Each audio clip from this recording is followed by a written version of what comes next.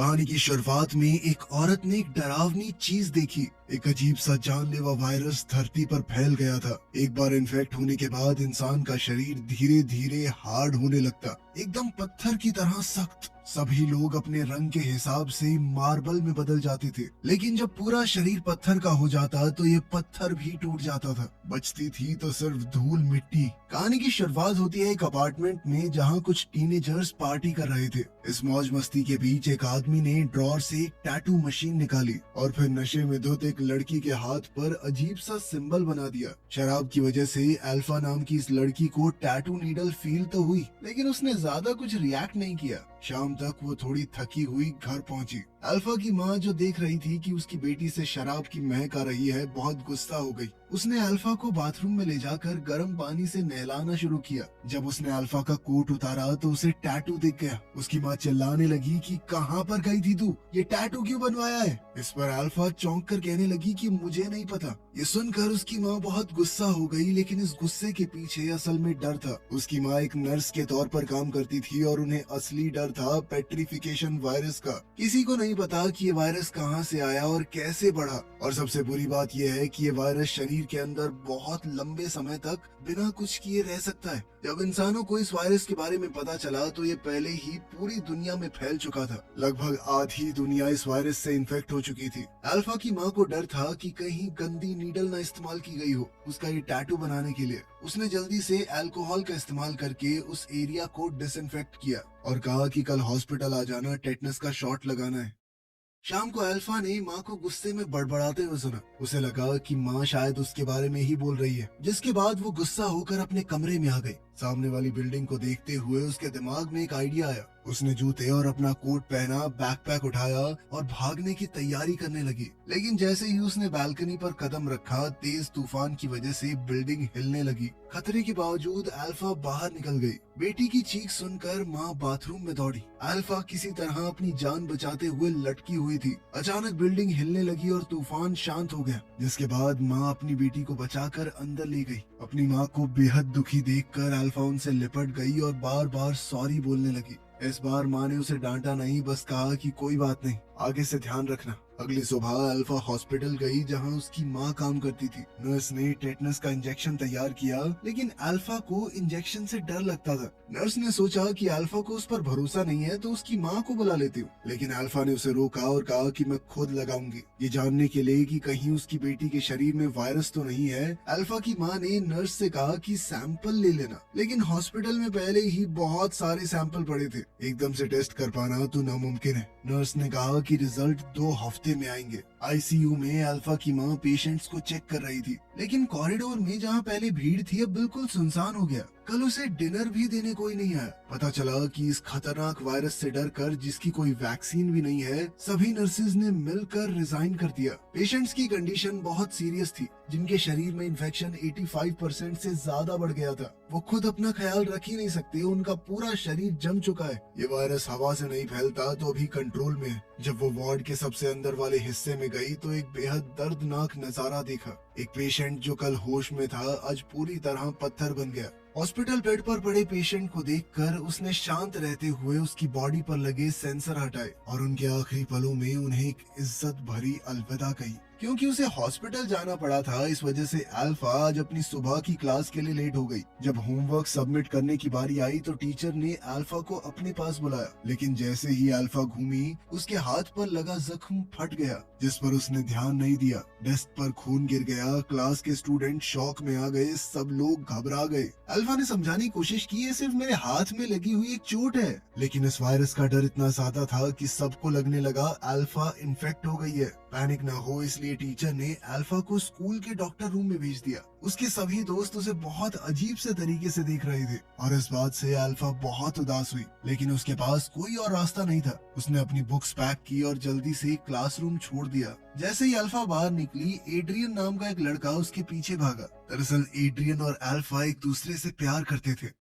घर लौटकर एल्फा थोड़ा आराम करने वाली थी, पर घूमते ही उसने अपने कमरे में एक एक्स्ट्रा बेड देखा। कंफ्यूज होकर वो लिविंग रूम में गई और देखा कि सब कुछ उल्टा पुल्टा पड़ा था। उसे लगा कि कोई चोर घर में घुस गया और वो अपनी माँ को फोन करने लगी। पर जैसे ही वो अपने कमरे की तरफ वापस आई, उसने एक अजीब आदमी को अंदर लेटे हुए देखा। अजीब आदमी को देखकर एल्फा डर के मारे किचन में छुप गई। उसने दरवाजा लॉक कर लिया, पर बाहर से वो खटखटाने लगा। एल्फा ने टेबल से एक छोटा चाकू उठाया और आदमी से कहा कि मेरे पास मत आना, लेकिन उस आदमी को कोई फर्क नहीं पड़ा। उसने अल्फा से कहा कि देखो, डरो मत। उसने बताया कि मैं तुम्हारा मामा हूँ, तुम्हारी माँ का छोटा भाई। जब तुम छोटी थी तो मेरी गोद में पली हो। लेकिन अल्फा को अपना कोई मामा याद नहीं था। अगर सच में उसका कोई मामा है तो पिछले 10 साल में कभी सामने क्यों नहीं आया? अल्फा के शक के सामने उसका मामा अमीन सिर्फ इतना बोला कि उसकी सेहत खराब रहती है और वो अलग अलग जगहों पर रहता है। बस अभी अभी तो वापस आया हूँ मैं। अभी उसके पास रहने के लिए कोई जगह नहीं थी, इसीलिए वो उनके घर पर रहने आया था। अमीन की बात तो सही लग रही थी, पर फिर भी अल्फा उस पर भरोसा नहीं कर पाई। जैसे ही वो याद करने की कोशिश कर रही थी कि क्या सच में उसका कोई मामा है, अमीन ने आगे बढ़कर उसके हाथ से चाकू छीन लिया। तभी अल्फा की माँ काम से घर आई। अपनी माँ को देखते ही अल्फा तुरंत मदद के लिए भागी। माँ ने कहा कि मिल ली अपने मामा से। अब ये तो साफ था कि अमीन सच बोल रहा था। खैर, बाद में अल्फा सैंपल कलेक्शन के लिए हॉस्पिटल गई, पर पेशेंट्स बहुत ज्यादा होने की वजह से उसे पहले इंक्वायरी एरिया में वेट करना पड़ा। जैसे ही अल्फा बैठी, उसने अपनी इंग्लिश टीचर को एक इन्फेक्टेड बूढ़े आदमी को अंदर लाते हुए देखा। अल्फा ने उनसे हेलो कहा। सैंपल कलेक्ट होने के बाद अल्फा वापस अपने स्कूल गई और क्लासेस लगाने लगी। लेकिन स्पोर्ट्स क्लास के दौरान उसके हाथ का जख्म फिर से फट गया और वॉलीबॉल पर खून लग गया। बॉल पर खून लगा देखकर क्लासमेट्स ने अल्फा को घिन और नफरत से देखा। उसके टीचर को भी डर लगा कि अल्फा इन्फेक्टेड हो सकती है और उसने अल्फा से कहा कि जल्दी से जाकर अपना इलाज करवाओ। और जैसे ही अल्फा ने पीछे मुड़कर देखा, उसका टीचर एक तौलिए से बॉल को लपेटकर डस्टबिन में फेंक रहा था। अपने दोस्तों से यूं अलग थलग रहकर अल्फा को बहुत बुरा लगता था। एड्रियन भी थोड़ा डरा हुआ लग रहा था। जब अल्फा ने देखा कि एड्रियन भी उसे इन्फेक्टेड समझ रहा है, तो वो गुस्से और उदासी में जिम छोड़कर चली गई। स्कूल के बाद अल्फा और उसकी माँ उसकी नानी के घर गए। आज ईद है और पूरा परिवार और दोस्त वहाँ खाने के लिए जमा हुए थे। लेकिन जैसे ही वो सीढ़ियों तक पहुँची, अल्फा ने देखा कि हॉलवे में 2 आदमी सो रहे थे और फर्श पर कई सारी सुइयां पड़ी थी। हॉलवे छोड़कर वो लोग नानी के घर पहुँचे। अल्फा के मामा और बाकी लोग पहले ही आ चुके थे और सब अपने अपने काम में लगे हुए थे। सिर्फ अल्फा चुपचाप टेबल पर बैठी रही। अमीन छोटी उम्र में नशे की लत में पड़ गया था। तब से बाकी परिवार वाले उसके साथ बहुत बुरी तरह व्यवहार करते थे। कोई भी अमीन से बात नहीं कर रहा था। खाने के बीच में अल्फा ने देखा कि अमीन एक कमरे के अंदर गया और अल्फा की माँ भी सावधानी से उसके पीछे गई। दरवाजे के छोटे से गैप से अल्फा ने देखा कि अमीन फर्श पर बेहोश पड़ा है और उसकी माँ उसे ट्रीट करने की कोशिश कर रही है। जैसे ही अल्फा दरवाजे पर दिख गई, माँ ने जल्दी से दरवाजा बंद कर दिया। तभी नानी वहाँ आ गई और अल्फा उनके चेहरे पर उदासी नहीं देखना चाहती थी, इसीलिए उसने झूठ कह दिया कि मम्मी की तबीयत अभी ठीक नहीं है, वो कमरे में आराम कर रही है। नानी ने ज्यादा सोचा नहीं और अल्फा के चेहरे पर हाथ फेरते हुए कहा कि हमेशा खुश रहो। स्कूल में अल्फा के साथ फिर से बाकी बच्चे बुरा बर्ताव कर रहे थे, क्योंकि ये वायरस किस तरह से फैलता है ये बात पता ही नहीं किसी को। इसीलिए सभी बच्चों को डर लग रहा था कि अल्फा इन्फेक्टेड है और वो उससे दूर रहना चाहते थे, खासकर तैरते वक्त। कुछ बच्चों ने अल्फा को घेर लिया और कहा कि तुम स्विमिंग करने मत जाना, लेकिन अल्फा को ये पसंद नहीं आया कि वो बच्चे उसे दबा रहे थे और उसने उन सब के ऊपर थूक दिया। ले, अब तुझे भी लग गई बीमारी, ले। बाद में स्विमिंग क्लास के दौरान जिस लड़की पर अल्फा ने थूका था, उसने बदला लेने के लिए अल्फा को पीछे से खींचना शुरू कर दिया और उसके साथ ही मिलकर अल्फा को डुबाने लगे। अल्फा ने लड़ने की कोशिश की, पर गलती से वो पूल की दीवार से टकरा गई। उसका सर घिस गया और बहुत सारा खून बहने लगा। पूल में खून देखकर क्लासमेट्स घबराकर भाग गए। स्कूल में बेटी को चोट लगने की खबर मिलते ही माँ तुरंत वहाँ पहुँची, लेकिन प्रिंसिपल ने शैतान बच्चों को सजा नहीं दी। उसने अल्फा से ही कहा कि तुम थोड़े दिन की छुट्टी ले लो। सच ये था कि स्कूल को बहुत सारे पेरेंट्स की तरफ से कंप्लेंट्स आ रही थी, जिसमें पेरेंट्स चिंता जता रहे थे कि हो सकता है अल्फा इन्फेक्टेड हो, उसको हमारे बच्चों के साथ मत रखो। अल्फा की माँ ने कहा कि रिपोर्ट आने तक इंतजार कर लो, लेकिन प्रिंसिपल ने कहा कि इसे घर ले जाइए और तभी वापस आइएगा जब रिपोर्ट क्लियर हो। प्रिंसिपल के बर्ताव को देखकर माँ के पास सच्चाई अपनाने के अलावा कोई रास्ता नहीं बचा। हॉस्पिटल में वापस जाकर माँ ने अल्फा की रिपोर्ट निकाली, लेकिन ये वायरस इतने समय तक शरीर में ऐसे ही रहता है कि ब्लड टेस्ट भी ये कंफर्म नहीं कर सकता जब तक सिम्टम ना दिखे। माँ ने अब एक और तरीका सोचा और अल्फा को एग्जामिनेशन रूम में ले गई। उसने अल्फा के गले और शरीर के बाकी हिस्सों को ध्यान से चेक किया। सिम्टम के हिसाब से अगर इन्फेक्शन हो तो थ्रोट एरिया सबसे पहले पत्थर जैसा होता है और पत्थरों की धूल जैसी एक चीज खांसी में निकलती है और पेट में पत्थर बनने की वजह से दर्द होता है। माँ ने अल्फा का गला ध्यान से चेक किया, लेकिन कोई स्टोन डस्ट नहीं मिला और पेट में भी कोई रिएक्शन नहीं था। जैसे ही माँ ने सोचा कि अल्फा इन्फेक्टेड नहीं है, अल्फा जोर जोर से खांसने लगी। उसके मुंह के पास स्टोन डस्ट देखकर माँ पूरी तरह जम गई। अल्फा ने भी अपनी माँ की नजर देखी और तुरंत शीशे की तरफ भागी। शीशे में खुद को देखकर वो हैरान हो गई। उसने कभी नहीं सोचा था कि एक पार्टी उसे बीमार कर देगी। ये जानकर कि उसकी बेटी सच में इन्फेक्टेड है, माँ बिल्कुल बेचैन हो गई।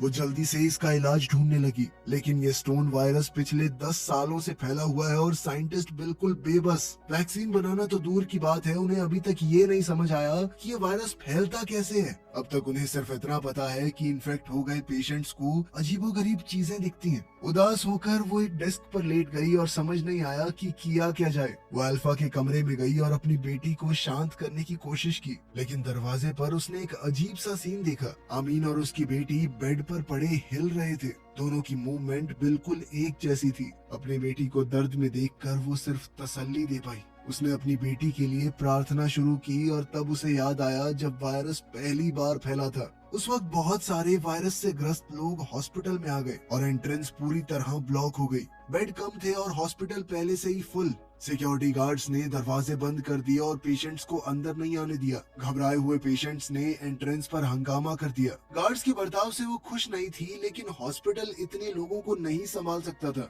तो बेचारे गार्ड्स के पास भी क्या रास्ता था। परेशान पेशेंट्स को देखकर वो सिर्फ उन्हें शांत करने की कोशिश करती रही। उसने कुछ सीरियस पेशेंट्स को अंदर आने दिया, लेकिन इन्फेक्टेड लोग इतने ज्यादा थे कि सबको बचाना मुमकिन ही नहीं था। हॉस्पिटल कॉरिडोर में काले बॉडी बैग्स पड़े थे जिनमें वायरस से मरे हुए पेशेंट्स थे। परिवार का कोई भी आदमी उन्हें लेने नहीं आया, इसलिए हॉस्पिटल ने उन्हें हॉलवे में ही छोड़ दिया। डॉक्टर्स ने वायरस को रोकने की बहुत कोशिश की। अच्छी बात ये थी कि हर शरीर अलग होता है, इसीलिए पत्थर बनने की स्पीड सबकी अलग थी। कुछ पेशेंट एक ही दिन में खांसी से सीधा पत्थर बन गए और कुछ लोगों को सालों लग गए शुरू होने में। बदकिस्मती से आमीन पहली वेव के इन्फेक्टेड लोगों में से है। आमीन की कंडीशन बहुत सीरियस है, उसकी पूरी पीठ पत्थर की बन गई थी। वो जांच के लिए सैंपल लेना चाहती थी, पर जब उसने नीडल डाली तो खून रुक ही नहीं पाया और उसने गॉज की मदद से घाव बंद करने की कोशिश की, पर अचानक आमीन की पत्थर बनी हुई पीठ सीधा क्रैक हो गई।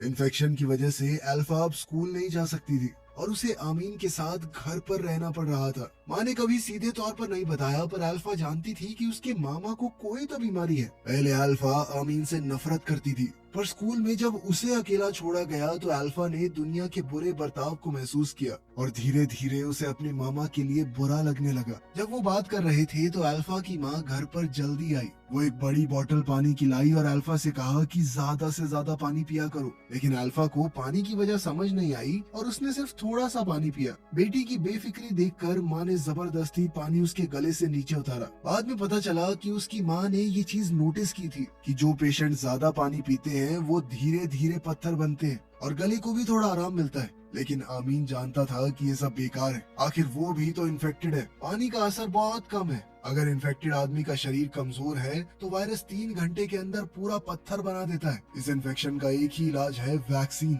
लेकिन वो सिर्फ एक आम सी डॉक्टर है। दुनिया के सबसे बड़े साइंटिस्ट भी इतने साल से कुछ नहीं कर पाए तो वो क्या कर लेगी। आमीन ने अपनी बहन को समझाने की कोशिश की कि अगर अल्फा पहले से ही इन्फेक्टेड है तो उसे घर के अंदर बंद नहीं रहना चाहिए, उसे जिंदगी को पूरी तरह से जीने दो, पता नहीं कितने दिन की मेहमान है ये बच्ची। लेकिन अल्फा के वायरस को फैलाने के डर से माँ ने सीधा मना कर दिया। इस बात पर घर में बहुत झगड़ा हुआ। जाने से पहले बेटी भाग न जाए इस डर से माँ ने दरवाजे को लॉक कर दिया। शाम को एक उदास अल्फा बेड पर करवटें बदलती रही, जैसे उसे लगा कि उसकी जिंदगी ऐसे ही खत्म हो जाएगी। ऊपर से एक जोर की आवाज आई। जब अल्फा ने दोबारा आंखें खोली सब कुछ नॉर्मल था। पता चला कि ये सब सिर्फ एक सपना था। अपनी उदास भांजी को देखकर आमीन ने खिड़की खोली और अल्फा को छुप कर घर से बाहर निकाल दिया। वो एक बार में पहुंचे जो इन्फेक्टेड लोगों से भरा हुआ था। वहाँ सब लोग बात कर रहे थे, हंस रहे थे और उनमें से किसी को भी ऐसा नहीं महसूस हो रहा था कि वो गलत कर रहे हैं। वो लोग यहाँ अपने आप को बाहर की दुनिया के प्रेशर से फ्री महसूस करते थे।